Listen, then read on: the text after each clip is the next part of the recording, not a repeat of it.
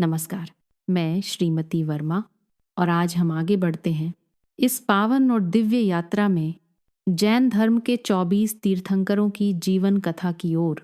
पिछले अध्याय में हमने प्रथम तीर्थंकर आदिनाथ भगवान ऋषभदेव के दिव्य संकेतों को जाना। आज इस श्रृंखला की अगली कड़ी में हम जानेंगे द्वितीय तीर्थंकर भगवान अजितनाथ के जीवन का प्रारंभ। आज के इस अध्याय में हम उस पवित्र रात्रि की कथा सुनेंगे जब माता विजया को एक महान आत्मा के आगमन के दिव्य स्वप्न प्राप्त हुए। तो आइए मन को शांत करें और इस मंगल कथा में प्रवेश करें। अध्याय 1, माता विजया के दिव्य स्वप्न। द्वितीय तीर्थंकर भगवान अजितनाथ। अयोध्या नगरी एक बार फिर एक पावन रहस्य की साक्षी बनने जा रही थी। रात्रि का समय था, आकाश में तारे झिलमिला रहे थे और सरयू की लहरें मानो किसी अदृश्य मंगल घोष का मधुर संगीत रच रही थीं। राजमहल के भीतर महारानी विजया अपने कक्ष में विश्राम कर रही थी। दीपक की सौम्य ज्योति दीवारों पर नृत्य कर रही थी और वातावरण में एक दिव्य शांति व्याप्त थी। उसी रात्रि माता विजया को एक के बाद एक अद्भुत और शुभ स्वप्न दिखाई देने लगे। पहला स्वप्न, स्वर्णिम हाथी। माता ने देखा एक विशाल स्वर्णिम हाथी आकाश से उतरकर धरती पर स्थिर खड़ा है। उसके मस्तक से अद्भुत तेज निकल रहा था। वह हाथी निडर, अडिग और शांत था। यह स्वप्न संकेत दे रहा था कि उनके गर्भ से जन्म लेने वाली आत्मा अजेय होगी, जिसे कोई भी पराजित नहीं कर सकेगा। वह धर्म और आत्मबल का महान प्रतीक बनेगी। दूसरा स्वप्न, पुष्पों की वर्षा। इसके बाद माता ने देखा आकाश से सुगंधित पुष्पों की वर्षा हो रही है। हर पुष्प शांति, प्रेम और करुणा से भरा था। पूरा वातावरण मंगलमय हो उठा।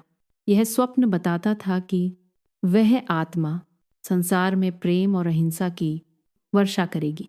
तीसरा स्वप्न, तेजस्वी चक्र। फिर माता ने एक दिव्य चक्र देखा जो प्रकाश से संपूर्ण दिशाओं को आलोकित कर रहा था। उसके घूमते ही अंधकार लुप्त होने लगा।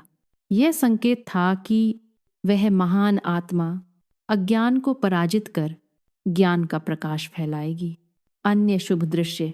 इसके पश्चात माता ने उदय होता सूर्य, निर्मल आकाश और शांत सागर भी देखा।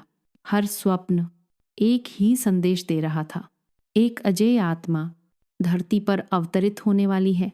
प्रभात और भविष्यवाणी। प्रातःकाल माता विजया की आंख खुली। उनके मन में कोई भय नहीं था, केवल शांति, आनंद और एक मधुर विश्वास था। उन्होंने ये स्वप्न राजा अजितशत्रु को सुनाए। राजा गंभीर हो उठे। ज्ञानी मुनियों को बुलाया गया। मुनियों ने कहा, महारानी, आपके गर्भ से जन्म लेने वाली आत्मा संसार के बंधनों पर विजय प्राप्त करेगी। वह अजित होगी, जिसे कोई जीत न सकेगा। वह द्वितीय तीर्थंकर बनकर मानवता को मोक्ष का मार्ग दिखाएगी। पूरी अयोध्या श्रद्धा और आनंद से भर उठी। अध्याय का भाव। इस अध्याय में हम अनुभव करते हैं कि तीर्थंकरों का आगमन सामान्य घटना नहीं होता।